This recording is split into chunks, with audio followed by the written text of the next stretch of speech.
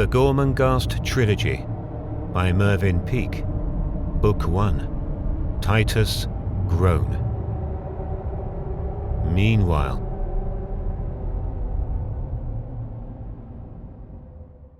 The morning of the next day opened drearily, the sun appearing only after protracted periods of half-light, and then only as a pale paper disk, more like the moon than itself, as for a few moments at a time it floated across some corridor of cloud. Slow, lacklustre veils descended with almost imperceptible motion over Gormangast, blurring its countless windows as with a dripping smoke. The mountain appeared and disappeared a score of times during the morning as the drifts obscured it or lifted from its sides. As the day advanced, the gauzes thinned, and it was in the late afternoon that the clouds finally dispersed to leave in their place an expanse of translucence, that stain, chill and secret, in the throat of a lily, a sky so peerless that as Fuchsia stared into its glacid depths she began unwittingly to break and re-break the flower stem in her hands. When she turned her head away, it was to find Mrs Slagg watching her with such a piteous expression that Fuchsia put her arms about her old nurse and hugged her less tenderly than was her wish, for she hurt the wrinkled midget as she squeezed. Nanny gasped for breath, her body bruised from the excess of Fuchsia's burst of affection, and a gust of temper shook her as she climbed excitedly onto the seat of a chair. "How dare you! How dare you!" she gasped at last, after shaking and wriggling a miniature fist all around Fuchsia's surprised face. "How dare you bully and hurt me and crush me into so much pain, you wicked thing, you vicious, naughty thing! You, whom I've always done everything for!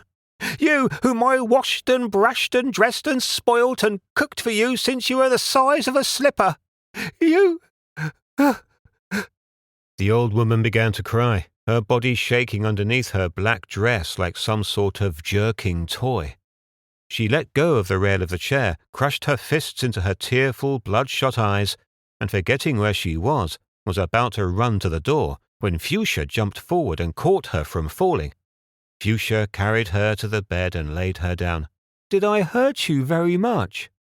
Her old nurse, lying on the coverlet like a withered doll in black satin, pursed her lips together and waited until Fuchsia, seating herself on the side of the bed, had placed one of her hands within range.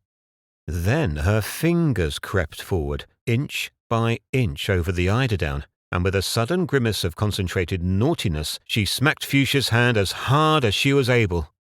Relaxing against the pillow after this puny revenge, she peered at Fuchsia, a triumphant gleam in her watery eyes. Fuchsia, hardly noticing the malicious little blow, leant over and suffered herself to be hugged for a few moments.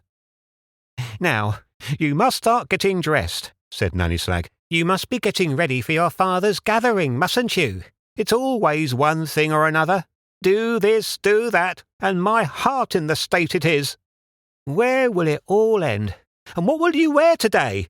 What dress will look the noblest for the wicked, tempestible thing? You're coming too, aren't you?" Fuchsia said. "Why, what a thing you are!" squeaked Nanny Slag, climbing down over the edge of the bed. "Fancy such an ignorous question! I am taking his little lordship, you big stupid!" "What? Is Titus going too?" "Oh, your ignorance," said Nanny. "Is Titus going too, she says." Mrs Slagg smiled pityingly. "Poor, poor wicked thing! What a querelle!" The old woman gave forth a series of pathetically unconvincing laughs and then put her hands on Fuchsia's knees excitedly. "Of course he's going," she said. "The gathering is for him. It's about his birthday breakfast. Who else is going, Nanny?" Her old nurse began to count on her fingers. "Well, there's your father," she began, placing the tips of her forefingers together and raising her eyes to the ceiling. "First of all there's him, your father." As she spoke, Lord Sepulcrave was returning to his room after performing the bi-annual ritual of opening the iron cupboard in the armoury, and, with the traditional dagger which Sourdust had brought for the occasion, of scratching on the metal back of the cupboard another half-moon, which, added to the long line of similar half-moons, made the 737th to be scored into the iron. According to the temperaments of the deceased Earls of Gormangast, the half-moons were executed with precision or with carelessness. It was not certain what significance the ceremony held, for unfortunately the records were lost, but the formality was no less sacred for being unintelligible. Old Sourdust had closed the iron door of the ugly, empty cupboard with great care, turning the key in the lock, and but for the fact that while inserting the key a few strands of his beard had gone in with it, and been turned and caught, he would have felt the keen professional pleasure that all ritual gave him. It was in vain for him to pull, for not only was he held fast, but the pain to his chin brought tears to his eyes. To bring the key out and the hairs of his beard with it would ruin the ceremony, for it was laid down that the key must remain in the lock for 23 hours, a retainer in yellow being posted to guard the cupboard for that period. The only thing to do was to sever the strands with the knife, and this is eventually what the old man did, after which he set fire to the grey tufts of his alienated hairs that protruded from the keyhole like a fringe around the key. These flamed a little, and when the sizzling had ceased, Sourdust turned apologetically to find that his lordship had gone. When Lord Sepulcrave reached his bedroom, he found Flay laying out the black costume that he habitually wore. The Earl had it in his mind to dress more elaborately this evening. There had been a slight but perceptible lifting of his spirit ever since he had conceived this breakfast for his son. He had become aware of a dim pleasure in having a son. Titus had been born during one of his blackest moods, and although he was still shrouded in melancholia, his introspection had, during the last few days, become tempered by a growing interest in his heir, not as a personality, but as a symbol of the future. He had some vague presentiment that his own tenure was drawing to a close, and it gave him both pleasure when he remembered his son, and a sense of stability amid the miasma of his waking dreams. Now that he knew he had a son, he realized how great had been the unspoken nightmare which had lurked in his mind. A terror that with him the line of Groan should perish, that he had failed the castle of his forebears, and that rotting in his sepulchre the future generations would point at his, the last of the long line of discoloured monuments, and whisper, "He was the last. He had no son." As Flay helped him dress, neither of them speaking a word, Lord Sepulcrave thought of all this, and fastening a jewelled pin at his collar he sighed, and within the doomed and dark sea murmur of that sigh was the plashing sound of a less mournful billow. And then, as he gazed absently past himself in the mirror at Flay, another coma of far pleasure followed the first, for his books came suddenly before his eyes, row upon row of volumes, row upon priceless row of calf-bound thought, of philosophy and fiction, of travel and fantasy, the stern and the ornate, the moods of gold or green, of sepia, rose, or black, the picturesque, the arabesque, the scientific, the essays, the poetry, and the drama. All this, he felt, he would now re-enter. He could inhabit the world of words, with, at the back of his melancholy, a solace he had not known before. "Then next," said Mrs Slagg, counting on her fingers, "there's your mother, of course. Your father and your mother. That makes 2. Lady Gertrude had not thought of changing her dress, nor had it occurred to her to prepare for the gathering. She was seated in her bedroom. Her feet were planted widely apart as though for all time. Her elbows weighed on her knees, from between which the draperies of her skirt sagged in heavy U-shaped folds. In her hands was a paper-covered book, with a coffee stain across its cover and with as many dog-ears as it had pages. She was reading aloud in a deep voice that rose above the steady drone of 100 cats. They filled the room.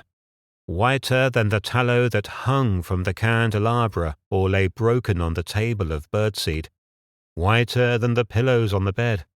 They sat everywhere. The counterpane was hidden with them. The table, the cupboards, the couch, all was luxuriant with harvest, white as death, but the richest crop was all about her feet, where a cluster of white faces stared up into her own. Every luminous, slit-pupilled eye was upon her. The only movement lay in the vibration in their throats. The voice of the Countess moved on like a laden ship upon a purring tide. As she came to the end of every right-hand page and was turning it over, her eyes would move around the room with an expression of the deepest tenderness, her pupils filling with the minute white reflections of her cats. Then her eyes would turn again to the printed page. Her enormous face had about it the wonderment of a child as she read. She was reliving the story, the old story, which she had so often read to them. And the door closed, and the latch clicked, but the prince with stars for his eyes and a new moon for his mouth didn't mind, for he was young and strong, and though he wasn't handsome, he had heard lots of doors close and click before this one, and didn't feel at all frightened. But he would have been if he had known who closed the door. It was the dwarf with the brass teeth, who was more dreadful than the most spotted of all things, and whose ears were fixed on backwards. Now, when the prince had finished brushing his hair— While the Countess was turning the page, Mrs Slagg was ticking off the third and fourth fingers of her left hand. Dr. Prune, Squalor, and Miss Irma will come as well, dear. They always come to nearly everything, don't they? Though I can't see why. They aren't ancestral. But they always come. Oh, my poor conscience, it's always I who have to bear with them and do everything. And I'll have to go in a moment, my caution, to remind your mother, and she'll shout at me and make me so nervous. But I'll have to go, for she won't remember. But that's just how it always happens. And the doctor and Miss Irma make another 2 people, and that makes 4 altogether. Mrs Slagg gasped for breath. I don't like Dr. Prune, Squalor, my baby. I don't like his proud habits, said Nanny. He makes me feel so silly and small when I'm not. But he's always asked, even when his vain and ugly sister isn't. But she's been asked this time, so they'll both be there. And you must stay next to me, won't you? Because I've got his little lordship to care for. Oh, my dear heart, I'm not well. I'm not. And nobody cares.